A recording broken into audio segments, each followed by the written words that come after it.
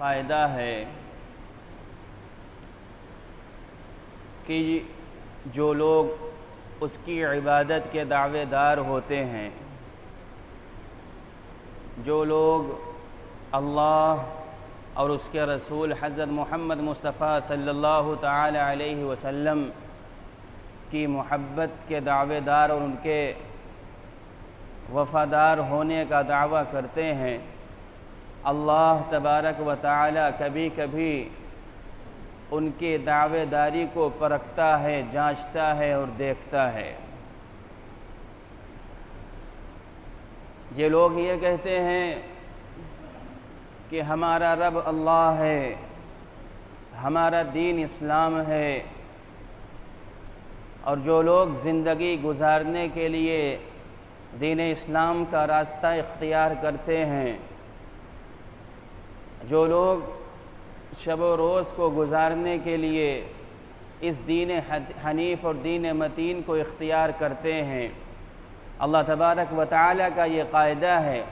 اور یہ قاعدہ اللہ تبارک و تعالی خود قرآن پاک میں ارشاد فرماتے ہیں اور حکم فرماتے ہیں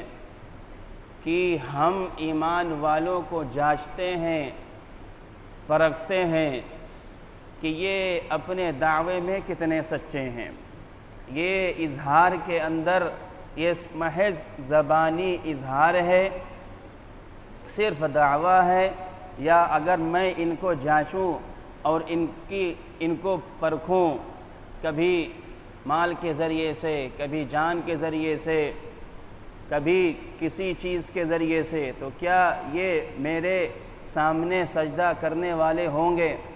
کیا یہ مجھے ہی پکارنے والے ہوں گے؟ کیا یہ میرے ہی وفادار ہوں گے؟ کیا میرے ہی راستے پر چلنے والے ہوں گے؟ اللہ تعالیٰ ارشاد فرماتے ہیں وَلَنَبْلُوَنَّكُمْ بِشَيْءٍ مِّنَ الْخَوْفِ، کہ ہم ضرور خوف اور دہشت کے ذریعے سے تم کو جو ہے آزمائیں گے۔ اور اللہ تبارک و تعالی نے یہاں پر ارشاد فرمایا کہ ضرور بضرور وَلَنَبْلُوَنَّكُمْ، یہ بات پکی ہے اور یہ بات نپی تلی ہے کہ ہم تمہارا امتحان، تمہارا اختبار ضرور کریں گے۔ کاہے کے ذریعے سے؟ دشمن کے طرف سے تمہارے خلاف ماحول بنا کر کے، وَلَنَبْلُوَنَّكُمْ بِشَيْءٍ مِّنَ الْخَوْفِ، تھوڑا تمہارے اوپر دشمن کی سرکشی اور تمہارے اوپر دشمن کا رعب، تمہارے اوپر دشمن کا دبدبہ، اور تمہارے اوپر دشمنوں کی دشمنی، اور تمہارے اوپر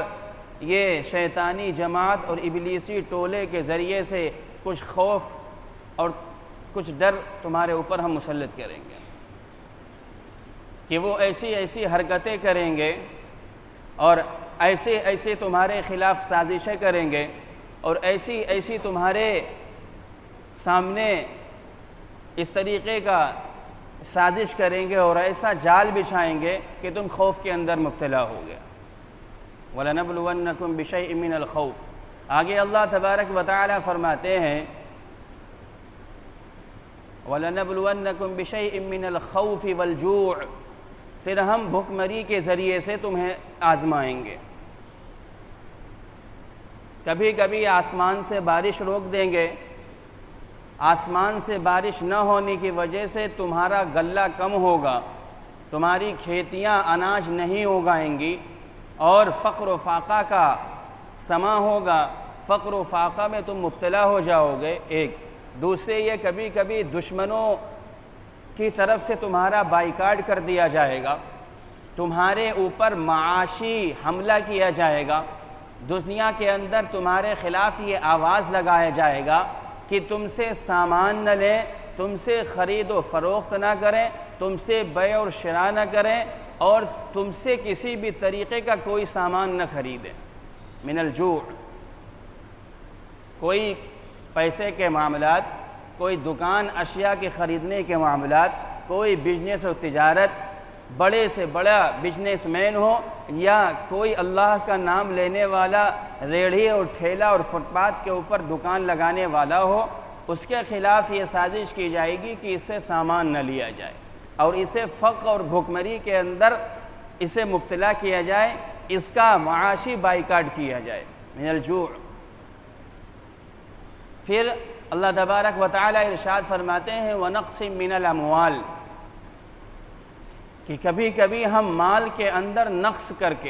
نقص کروا کر کے کہ دشمن تمہارے خلاف سازش کرے گا، تمہارے اوپر دشمن حملہ آور ہو جائے گا، تمہارے گھر کو توڑے گا، تمہارے گھر بار کو جلا دے گا، تمہارے مارکیٹ اور تمہارا شو روم جلا دیا جائے گا، غرضے کی جو تمہاری چیزیں ہیں، تمہاری ملکیت ہیں،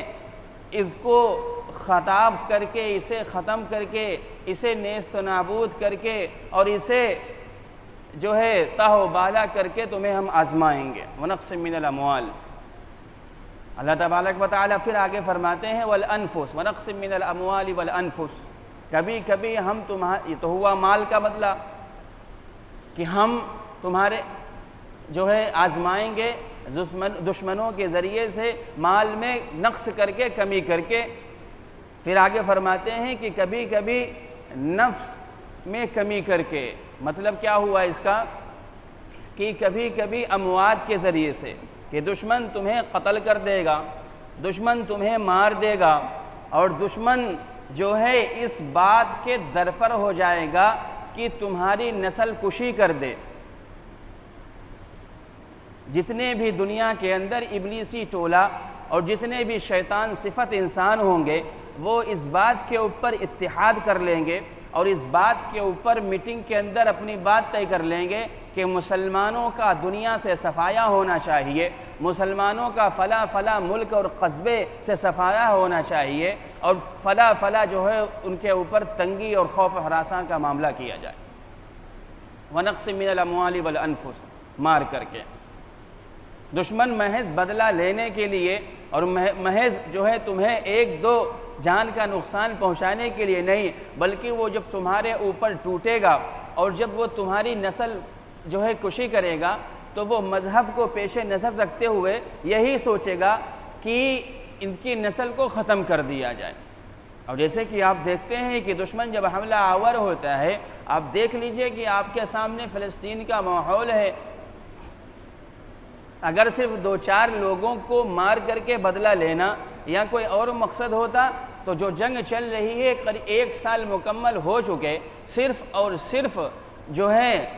چند دن جنگ چلتی۔ اگر صرف اور صرف